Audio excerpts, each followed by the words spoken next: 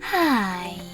In front of me is HUAWEI Nova Y91 and today I would like to show you how you can switch on or off app notifications.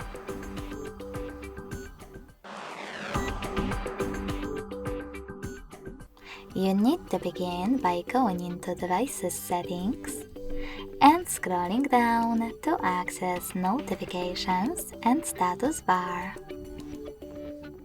After that, scroll down, click on Most Recent, and pick the best option for you. In my case, Most Frequent.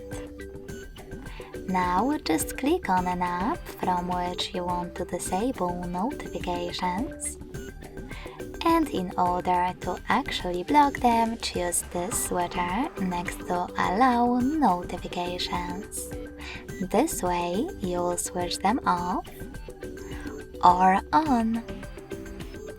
Thanks so much for watching. If you enjoyed this video, don't forget to leave a like, comment, and subscribe. Bye!